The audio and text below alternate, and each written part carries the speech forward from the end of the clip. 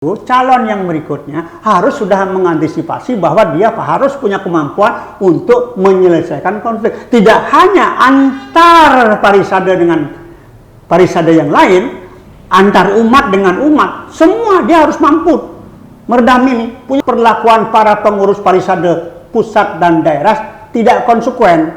Mahasabo Pesamuan selalu bicara kearifan lokal yang harus dihormati. Tapi di lapangan kenyataannya tidak. Tidak ada. Ada di salah satu daerah juga yang mengatakan bahwa harusnya kearifan lokal itu yang mengikuti kita. Itu yang bahkan salah seorang tokoh mengatakan bahwa kita tidak harus mengikuti kearifan lokal kok. Loh, ini komitmen yang seperti apa? Saya jadi berpikir, ini orang otaknya di mana ya? Yang dicari calon dari militer yang nggak ada lain, Nyoman Cantiase. Dari sipil yang kuat itu sebetulnya Ngurah Wirawan. Tapi Ngurah Wirawan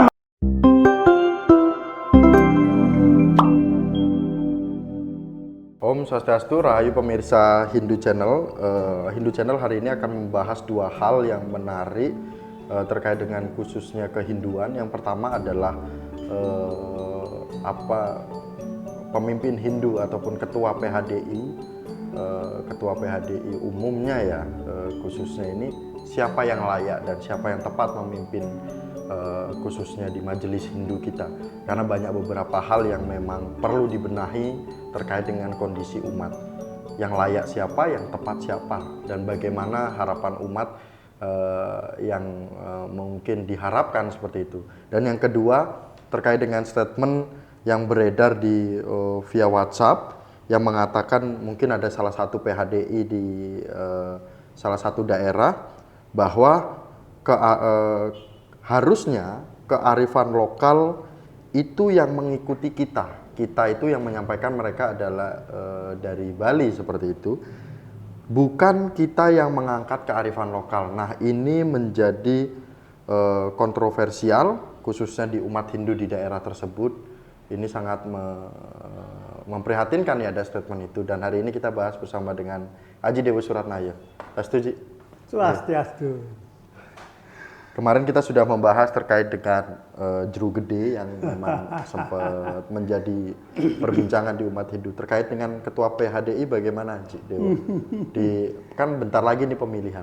Ya. Ketum PHDI. Iya, ketua umum PHDI pusat ya, pengurus harian ya. Sebentar lagi, sekarang kan udah bulan Juni, itu bulan Oktober ya, tinggal beberapa bulan lagi. Dan memang sudah ada suara-suara di umat. Siapakah yang akan dipilih nanti? Gitu. Karena mungkin Pak Wisnu sudah dua periode ya, nggak mungkin lagi misalnya. Tapi untuk menjadi calon tidak mudah. Karena banyak kriteria yang harus dipenuhi oleh sang calon nantinya. Seperti itu ya. Banyak hal lah. Nah ini umat sudah mulai nih melihat kiri kanan siapa, apakah nanti katakanlah dari militer ataukah dari sipil ya, semuanya punya penilaian sendiri-sendiri. Nah itu dia. Termasuk juga ini akhirnya menjadi perbincangan kita, karena memang banyak juga yang bertanya kepada Hindu Channel, kepada kami pribadi ketika kami ada di Tangerang, di beberapa tempat lagi di Rawamangun, banyak yang bertanya dengan serius begitu ya. Padahal saya sendiri sebetulnya nggak serius, karena saya pikir saya ini sudah tua untuk apa lagi ikut seperti ini, nggak ada gunanya. Artinya jangan sampai Aji mengelak bahwa apa gunanya saya mengikuti ini. Enggak, Ji. Pengalaman Aji Dewa Suratnaya ketika berbicara turun kepada umat itu 40 tahun, kurang lebih 40 tahun lah. Nah kemudian ketika berbicara Aji Dewa berada di dunia organisasi, khususnya di PHDI, ini kurang lebih 20 sampai 25 tahun. Kira-kira 20 tahun lah. 20 tahun. Nah ini kan memantik kami dari Hindu Channel, dari tingkatan kepengurusan itu kan akan berbeda-beda caranya. Dan yang menjadi pertanyaan adalah seperti apa sosok ketua umum PHDI yang mampu menyatukan umat dengan kondisi yang saat ini itu memiliki perbedaan pandangan yang sangat mencolok, terutama beberapa konflik-konflik di daerah seperti itu. Iya, saya mencoba mundur sedikit ya ketika Ketua PHDI Pusat itu dijabat oleh Suwargi Pak Nyoman Suwande, seorang sipil. Tapi mungkin saya tidak melihat ada ketua-ketua selain beliau yang seperti itu, tidak ada. Artinya apa? Kami sebagai staf beliau sangat menikmati dan memahami peran kami masing-masing. Sehingga boleh dikatakan zaman itu juga ada konflik internal, tetapi semuanya bisa diselesaikan dengan baik. Ya. Nah, kalau saya lihat beliau itu orang yang betul-betul penuh dedikasi. Artinya ketika beliau terpilih menjadi ketua Parisade saat itu, beliau berani meninggalkan beberapa posisi sebagai komisaris perusahaan. Beliau tinggalkan, total beliau tinggalkan. Artinya apa? Beliau mencoba untuk betul-betul full, ya, penuh tidak ada pekerjaan lain lah kecuali ketua Parisade. Sehingga kita zaman itu bisa koordinasi dengan bagus, kerjasama dengan bagus dengan Dirjen Pak Yudo Triguna waktu itu. Kami bagus sekali, ke daerah juga bagus ya. Nah, saya menjawab itu. Jadi yang pertama, barangkali untuk ke depan ini, ya ini menurut saya ya, menurut kami, pertama dia harus penuh waktunya untuk lembaga, majelis. Tentu ini artinya penuh fokus kepada seluruh umat di Nusantara ini, apa masalahnya, apa kebutuhan mereka, apa yang mereka harapkan, lalu bagaimana mestinya berhadapan dengan mereka yang terdiri dari berbagai etnis, ya, berbagai wilayah, budaya, tradisi. Itu yang pertama. Yang kedua, ini yang sering sampai sekarang kita tidak pernah sejalan, kita tidak pernah konsekuen, masalah budaya, tradisi, kearifan lokal. Kita ini di Nusantara, komunitas Hindu di tiap wilayah berbeda-beda, berbeda suku, berbeda budaya tradisi. Coba kita lihat dari Sumatera, ya, ada Tamil di utara, kemudian Kalimantan, ada Keharingan, ada Meratus dan lain sebagainya. Sulawesi, ada Toraja, ada Mamasa, Ambon, ada Huaulu, Naulu, Buru Selatan, Rana, segitu banyak. Ini Nusantara dan mereka masing-masing punya kearifan. Belum lagi di Jawa saja ada Wiwitan, ada Tenger, ada Osing, ada segala macam. Artinya apa? Yang kedua, komitmen yang cukup penting bagi calon ketua Parisade periode berikutnya adalah konsekuen dengan kearifan lokal yang sudah kita suarakan sejak tahun 1991 dan pada Pesamuan Agung 2011 serta Pesamuan Sabo Pandita 2017. Ini harus betul-betul kita laksanakan. Ini kekuatan yang luar biasa loh. Kelemahan kita sekarang kan begitu. Kita terpecah-pecah. Bukan hanya karena terpisah-pisah, tapi karena perlakuan kita. Maaf, perlakuan para pengurus Parisade pusat dan daerah tidak konsekuen. Mahasabo Pesamuan selalu bicara kearifan lokal yang harus dihormati. Tapi di lapangan kenyataannya tidak ada. Bahkan belakangan ini kasus di Jawa Timur, PSN sendiri yang memakai label Nusantara, ternyata kenusantaraannya tidak muncul di Tenger, malah kebalian yang muncul di Tenger. Ini kan lucu. Jadi komitmen yang kedua adalah kearifan lokal mendapat perhatian yang sewajarnya dari pusat. Ya, dan yang diingatkan lagi Haji Dewo, selain di Tenger, ada di salah satu daerah juga yang mengatakan bahwa harusnya kearifan lokal itu yang mengikuti kita. Itu yang baru mau saya sampaikan ya. Dan memang bahkan salah seorang tokoh mengatakan bahwa kita tidak harus mengikuti kearifan lokal kok. Walaupun kita cari makan di daerah ini, istilahnya gini, kita makan, minum, tidur, bernapas di daerah ini. Tetapi kita tidak perlu mengikuti kearifan lokal daerah ini. Loh, ini komitmen yang seperti apa? Saya jadi berpikir, ini orang otaknya di mana ya? Apa dia bawa otaknya kemana-mana? Apa dia tinggalkan di rumah? Lucu ini. Padahal Parisade jelas mengatakan kearifan lokal sejak tahun 91. Artinya Haji Dewo dengar bahwa harusnya kearifan lokal itu yang mengikuti kita. Kita itu yang menyampaikan ini adalah Semeton Kita Bali. Bukan kita yang mengangkat kearifan lokal. Itu Haji dengar? Dengar. Dan itu artinya kita tidak tahu malu. Kok berani kita ngomong seperti itu? Ini luar biasa ini. Ya, nggak pantas itu. Lalu untuk apa Anda berbicara Nusantara kemudian? Artinya bahwa salah satu konflik yang baru itu seperti itu. Iya, betul. Inilah yang harus diketahui oleh calon ketua umum. Betul. Nah, yang menjadi pertanyaan kedua selanjutnya adalah Haji Dewo, bagaimana ketua umum PHDI itu harus memiliki pengalaman dalam menyelesaikan konflik terkait dengan keumatan.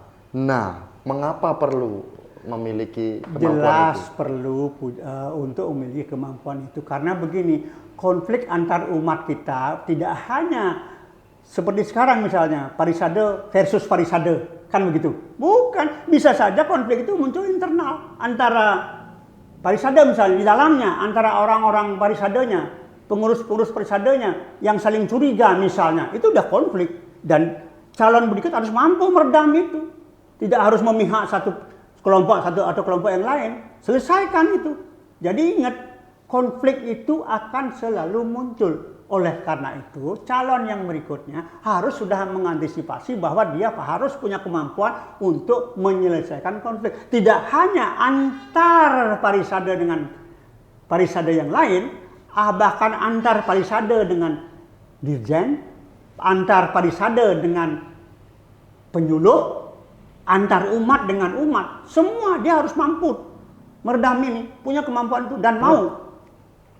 Dan bahkan yang menarik Haji Dewo, hasil dari ketemu dengan umat, ternyata PHDI ketika pergantian pemerintah kita itu tidak mengenali apa itu PHDI. Artinya kepengurusan selanjutnya itu mampu memperkenalkan kepengurusannya dan bahkan menjelaskan PHDI itu apa, perannya apa, tugasnya apa, bagaimana sistem kerjanya, kan gitu. Ini setiap pergantian pemerintah di negara kita ini selalu bingung PHDI ini apa. Tapi ini aneh ya, karena dulu waktu saya masih dalam naungan atau bimbingan Pak Nyoman Suwande, begitu dirjen baru, kita sudah bertemu dengan dirjen, lalu kita urai semua, ini programnya parisade, ini programnya dirjen, oke. Dan kementerian-kementerian pun dikenal-kenal. Oh iya, jelas, ada perwakilan urusan ini, semua ada. Jadi begitu dirjen muncul baru, terpilih baru, kita langsung udah audiensi kita, bertemu kita, bukan audiensi, ketua dirjen datang ke kantor parisade di Nelly Murni. Lalu kita berunding, oke, kita punya program ini, kita punya program. Lalu dirjen bilang apa? Oke, mana program parisade? Kita padukan dengan program dirjen, lalu apa? Pembiayaan semua di dirjen. Makanya waktu itu kita dengan Dirjen Yudo Triguno sangat-sangat bagus hubungan kita, nggak ada masalah. Seperti itu. Bukan berarti misalnya dirjen punya anu sendiri, diam-diam memberi bantuan ke si A, ke si B, ke si... Bukan, tidak seperti itu. Kan dirjen itu fasilitator, mewakili pemerintah. Sementara parisade mewakili umat Hindu. Dan umat Hindu itu wajib mendapat bimbingan pemerintah sebagai guru sesa. Lihatlah, dan bahkan, kenapa? Dan bahkan PHDI pun ketika tadi statementnya kami ulangi lagi di Dewo, ternyata pemerintah kita, negara kita itu khususnya ya mungkin ada menteri keuangan, kemudian ada menteri kependudukan, dan juga menteri-menteri hukum lainnya. Dia tidak tahu PHDI ini apa. Nah, ini juga menjadi peran. Salahnya kita, begitu dirjen baru atau parisade baru, itu mestinya ada audiensi ke semua lini pemerintahan. Semua lini itu pemerintahan. Karena yang namanya guru sesa bukan hanya satu menteri, bukan hanya menteri agama tok. Semua ini. Inilah yang harus kita komunikasikan. Dulu kita seperti itu. Kita punya dulu Pak Dangadana. Pak Dangadana punya akses hampir semua kementerian. Jadi kalau ada masalah cepat, cepat urusannya dengan Pak Dangadana. Nah, ini akhirnya muncullah sebuah pertanyaan, seberapa penting kemampuan merangkul semuanya ini, Ji Dewo?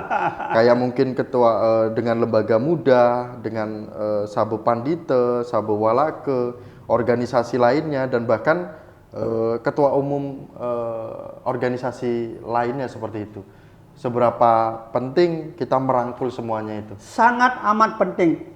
Artinya, begitu ketua Parisada terpilih, dia kumpulkan semua organisasi Hindu, kemudian cari waktu audiens dengan semua menteri ini, bawa semua organisasi, ketua-ketua organisasi Hindu itu.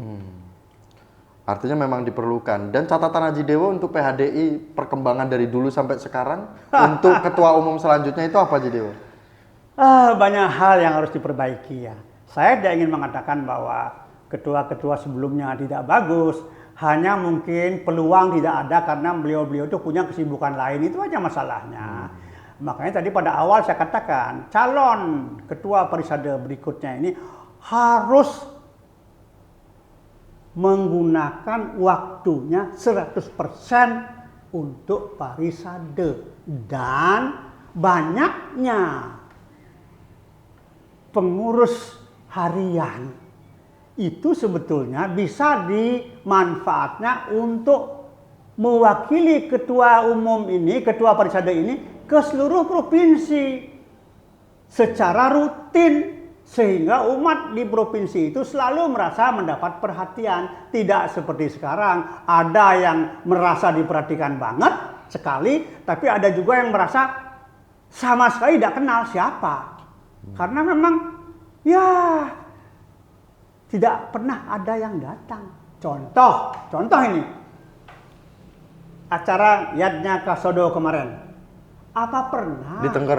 Di Tengger lah. Apa pernah Parisada Pusat selama ini hadir dalam setiap acara Yadnya Kasodo? Nggak pernah. Kan kemarin hadir itu. Ya kemarin yang hadir, yang dulu bagaimana? Lalu yang kedua, acara Wedar Hayuning Penataran di Penataran. Yang jelas, baik Kasodo maupun Wedar Hayuning di Penataran sebetulnya membutuhkan perhatian. Tidak selalu melulu bantuan dana, tidak. Ke Tengger sendiri sebetulnya tidak membutuhkan bantuan dana mereka. Mereka selalu mandiri selama ini dan tidak pernah menyebarkan proposal.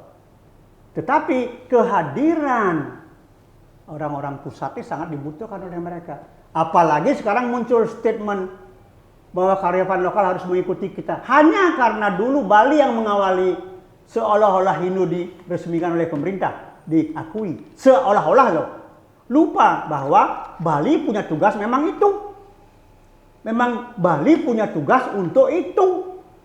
Karena Bali lah sebetulnya yang banyak disentuh oleh orang-orang pemerintah saat itu. Kenapa sekarang Bali merasa bahwa kalau bukan Bali yang mengawali Hindu di Nusantara tidak ada Hindu. Tunggu dulu, Anda siapa, Pak? Artinya statement itu sebenarnya menjadi memperkecilkan Hindu. Jelas mengkerdilkan Hindu. Seolah-olah tanpa Bali Hindu tidak ada. Lalu bagaimana halnya dengan orang-orang lain yang sebelum Hindu sudah Hindu? Ini bisa nggak calon ketua umum PHDI menyelesaikan ini? Mau tidak mau dia harus berusaha untuk itu. Nah, oke Ji. Kalaupun bisa, pada kesempatan ini kami melihat survei nasional yang dilakukan oleh Prada. Walaupun ini saya tidak tahu ada konfirmasi atau tidak, tetapi nama-nama yang muncul adalah Ketut Budiase, Ana Agung Putu Ngurah Wirawan, kemudian Nyoman Aryawan, Trihandoko Seto, Nyoman Cantiase, Ide Bagus Putu Dunia, Wayan Gigin Samudra, kemudian Gede Narayana, Imade Susila Atnyane, dan Ana Agung Gede Ngurah Aridwipayana. Ada sekitar 1, 2, 3, 4, 5, 6. Wah, banyak sekali nih Ci, lebih dari 6 ya. Buset deh, 10 Ci calon. Ya, kalau dari 10 calon itu, kalau dari 10 calon itu yang dicari calon dari militer, ya nggak ada lain, Nyoman Cantiase. Ya kalau boleh saya menyebut nama ya, Nyoman Cantiase. Kalau dari militer, dari sipil yang repot.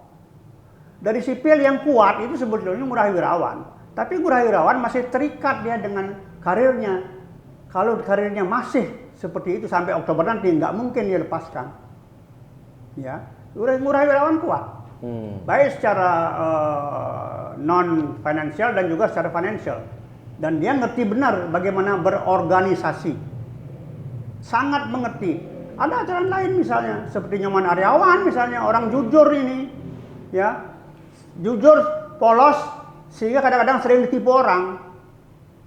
Ya, kemudian masalah sekretaris, ada di luar 10 orang ini sekretaris, bisa saja, kenapa tidak? Ya, jadi yang lain kan calon muda-muda semua ini. Kalau Pak Ari Dupayana rasanya sulit, karena beliau seorang yang ditokohkan di Puri, nggak mungkin rasanya beliau melepaskan itu. Ya, sulit, tidak mudah itu.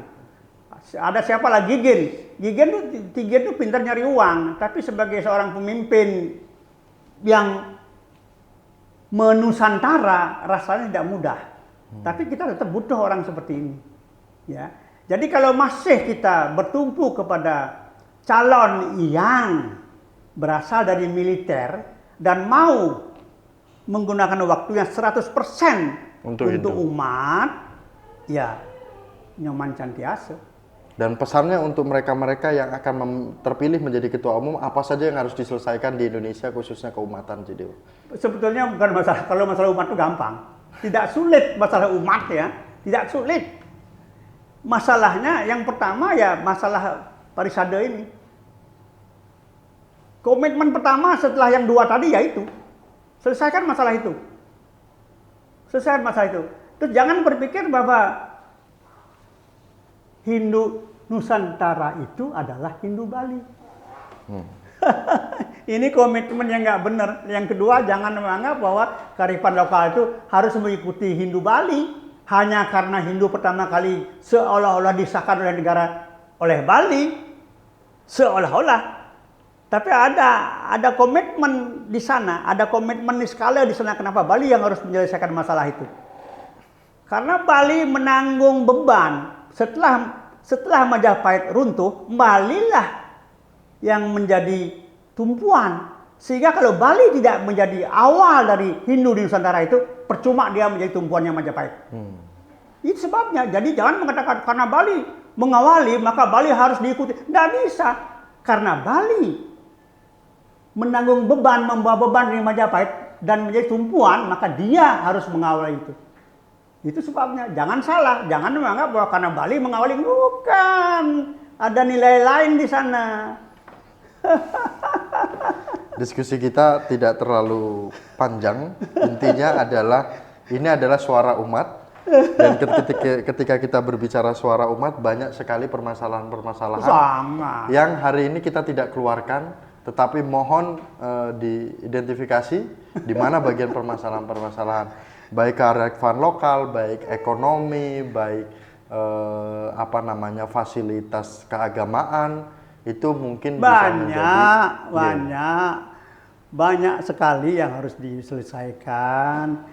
Termasuk ada yang harus dikaji ulang. Contoh, saya kasih gambaran, ini clue ya, bahwa ketika pura-pura di Jawa dibangun dengan pelinggih utamanya sebuah padmasana, maka umat Hindu di Jawa justru drop dan hampir habis.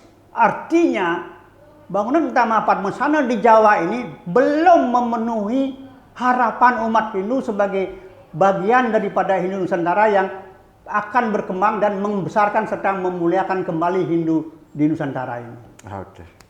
Clue ini. Silahkan itu para sulingnya berpikir, kenapa setelah dibangun padmasana di Jawa bahkan akhirnya umat Hindu bertambah surut? Suksema aja Dewa. Oke. Pembahasan kita terkait dengan calon ketum PHDI Pusat. Semoga suara kami menjadi bagian dari catatan-catatan calon ketum untuk menyelesaikan kondisi keumatan. Dan kami tutup dengan Paramasanti bersama dengan Aji Dewa Suratnaya di Jakarta. Paramasanti. Om Santi. Om. Suksema Aji.